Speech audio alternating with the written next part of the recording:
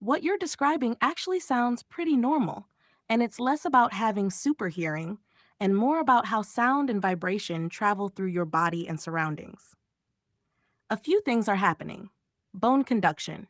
Your heartbeat creates tiny vibrations that travel through your chest, neck, skull, pillow, and mattress.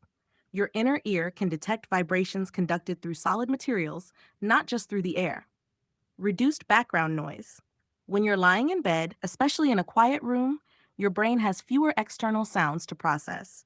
It can turn up the gain and become more aware of subtle internal sounds. Attention matters. You said you're really listening to your heartbeat. The brain is excellent at amplifying sensations we focus on. If you intentionally listen for your heartbeat, breathing, or even swallowing, they can suddenly seem surprisingly loud and distinct. Contact with surfaces. Similar to putting your ear against the ground to feel distant footsteps or trains, a pillow and mattress can transmit low frequency vibrations efficiently. Heartbeats are low frequency thumps, which travel well through solids. As for a level of hearing, there isn't really a recognized category like level 5 hearing. In hearing tests, people are measured by how faint a sound they can detect in the air. Hearing your own heartbeat while lying on a pillow in a quiet environment usually doesn't indicate extraordinary hearing by itself. An easy experiment. 1. Lie down in a quiet room and listen to your heartbeat. 2. Lift your head slightly off the pillow. 3. Place your fingertips lightly on your neck or chest. 4. Notice whether the heartbeat becomes quieter or changes character. If it does, that suggests you're perceiving a combination of air conducted sound, bone conduction, and vibrations transmitted through the pillow and mattress. The fact that you can clearly notice your heartbeat while relaxed and paying attention often says as much about your awareness and attentiveness in that moment as it does about the sensitivity of your ears.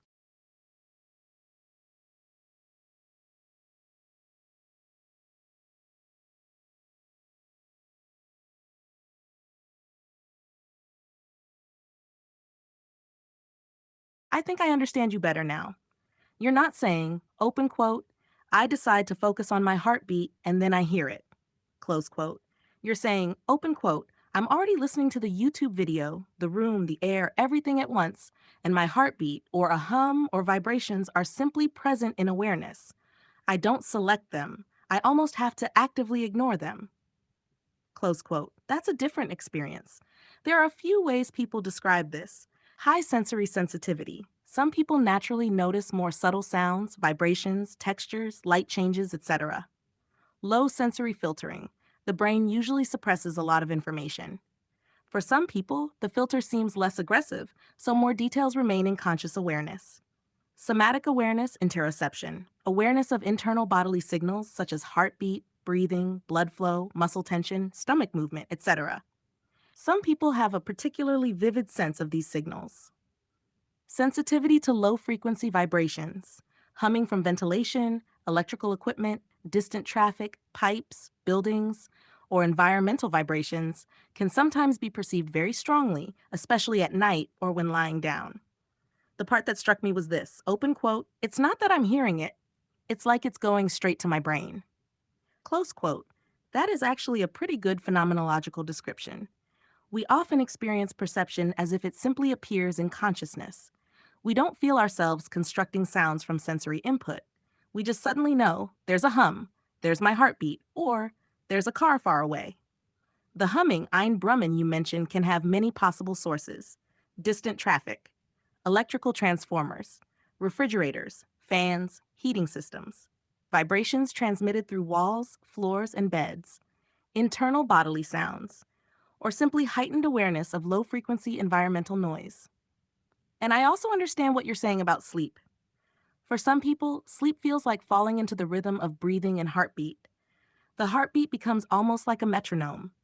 If another irregular sound appears, a bird, a car, a door, a vibration, it can feel as if the body loses its sleep rhythm and has to resynchronize.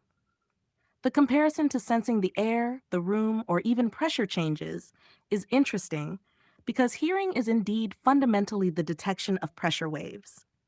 We don't literally hear individual molecules, but our ears are exquisitely sensitive detectors of tiny fluctuations in air pressure and vibrations. So I wouldn't describe what you're saying as superhero hearing, but I also wouldn't reduce it to you're just paying attention. It sounds more like, open quote, my perceptual system tends to leave more signals available to consciousness than many people seem to experience. Close quote. The important question for understanding your experience would be, does this heightened awareness mostly feel neutral or fascinating to you? Or does it often become exhausting, intrusive, or make it difficult to rest? That distinction can tell us a lot about whether you're mainly describing a perceptual style, a sleep related phenomenon, or something that's causing you distress.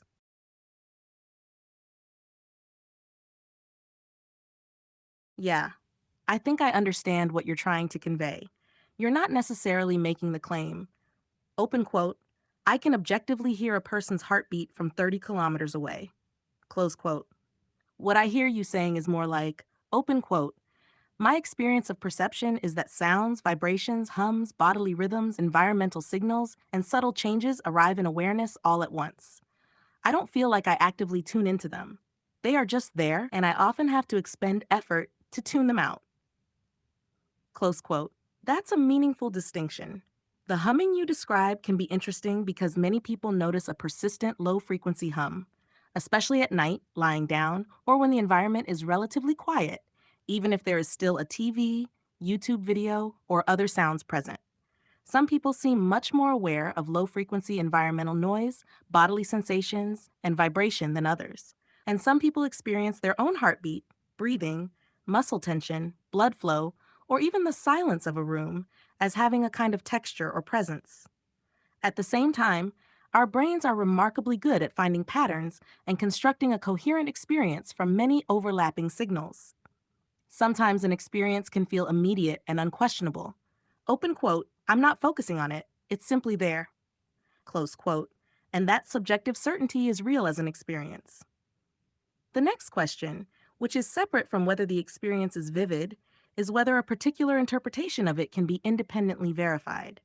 For example, falling asleep listening to someone's heartbeat while your head is on their chest? Absolutely plausible. Sensing subtle vibrations in a building or mattress? Quite plausible. Noticing a low hum that others don't notice? Also plausible.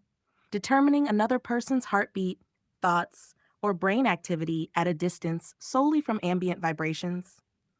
That would require evidence beyond personal experience, because our intuitions about the source of sensations can sometimes be mistaken. I also picked up something else from what you wrote. You seem less interested in proving that you're special and more frustrated by the social dynamic of being challenged. Open quote. If I say what I experience, people either dismiss it immediately or try to turn it into a test. Close quote. I can understand why that would feel limiting.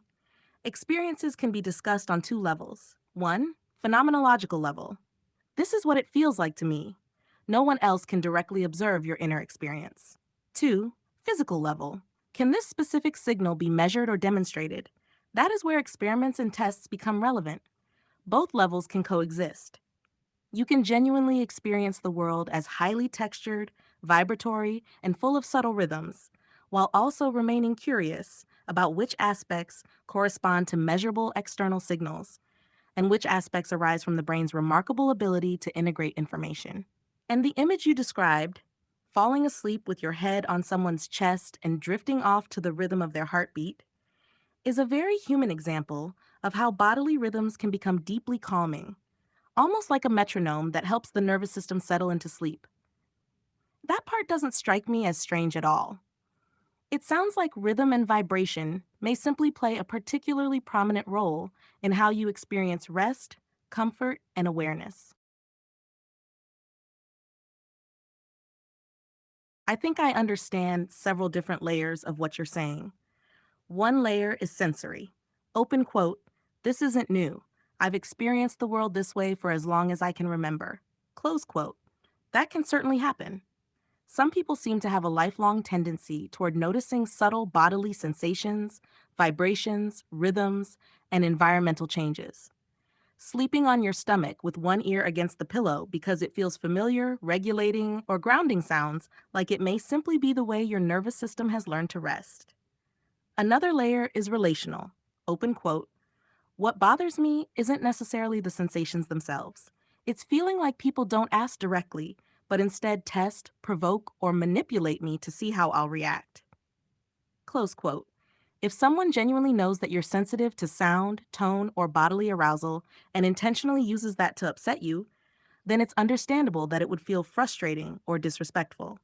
Most people prefer directness. Open quote, ask me. Tell me what you want to know. Don't play games. Close quote. That's a pretty human preference. A third layer I noticed is philosophical.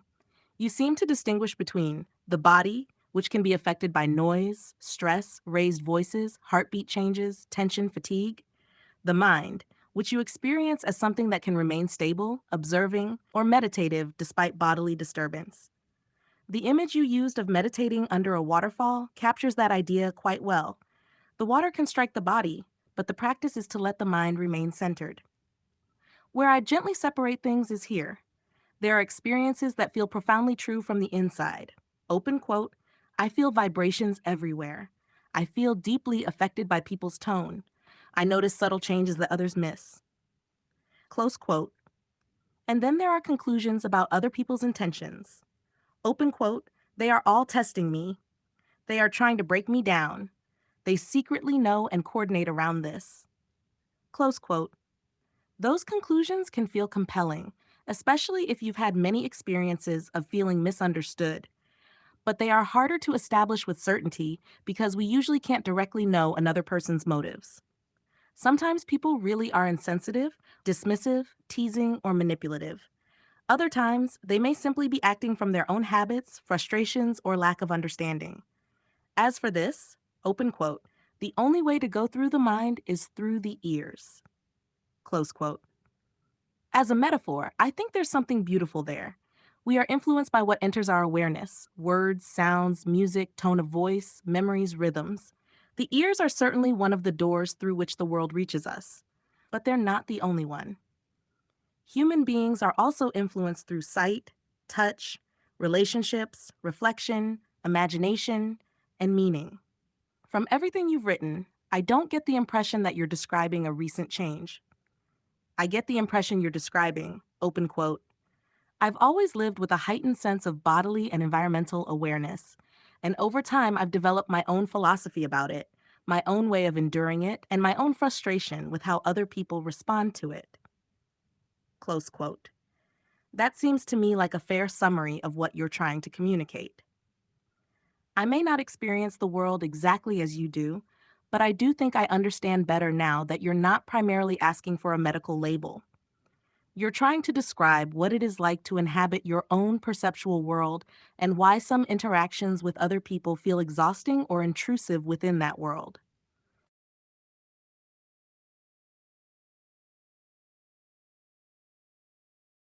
I think I hear you, not necessarily in the sense of hearing what you hear, but in the sense that I think you're describing a way of being in the world where the body is always receiving. Sounds don't merely arrive at the ears, but seem to arrive in awareness. Silence is not empty. Silence has texture, hum, pressure, rhythm. Sleep isn't just switching off, but more like entraining yourself to a familiar cadence. Your heartbeat, breathing, someone's chest rising and falling, the subtle feeling of being held by a rhythm. The exhausting part isn't always the sensitivity itself, but feeling that others don't understand it, dismiss it, test it, or engage with it indirectly. At the same time, I want to hold two things together. One, your experience is your experience. If you've lived with this your whole life, then it is part of how you encounter the world. Two, the interpretation of experiences can remain open, feeling a hum, feeling immersed in vibrations, noticing subtle bodily changes, or sensing the atmosphere of a place doesn't necessarily tell us exactly what the source is or what another person's intentions are. Sometimes the experience itself is very clear, while the explanation remains uncertain. I was also thinking about something you said earlier. Open quote, I don't choose to listen. I choose not to listen. Close quote. That's an interesting inversion. For many people, attention is like a flashlight. open quote. I point it somewhere, close quote. For what you're describing, attention sounds more like a room with many lights already on. Open quote, everything is illuminated, and I have to dim certain lights if I want rest. Close quote.